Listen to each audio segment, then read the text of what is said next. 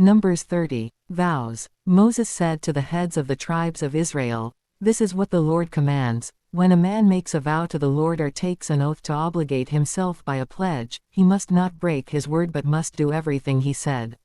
When a young woman still living in her father's household makes a vow to the Lord or obligates herself by a pledge and her father hears about her vow or pledge but says nothing to her, then all her vows and every pledge by which she obligated herself will stand. But if her father forbids her when he hears about it, none of her vows or the pledges by which she obligated herself will stand. The Lord will release her because her father has forbidden her. If she marries after she makes a vow or after her lips utter a rash promise by which she obligates herself and her husband hears about it but says nothing to her, then her vows or the pledges by which she obligated herself will stand. But if her husband forbids her when he hears about it, he nullifies the vow that obligates her or the rash promise by which she obligates herself, and the Lord will release her. Any vow or obligation taken by a widow or divorced woman will be binding on her.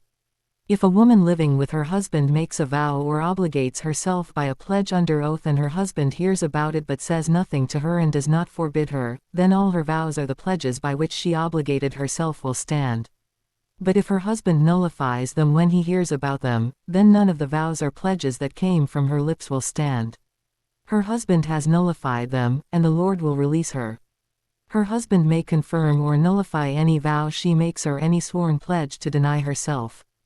But if her husband says nothing to her about it from day to day, then he confirms all her vows or the pledges binding on her. He confirms them by saying nothing to her when he hears about them. If, however, he nullifies them some time after he hears about them, then he must bear the consequences of her wrongdoing.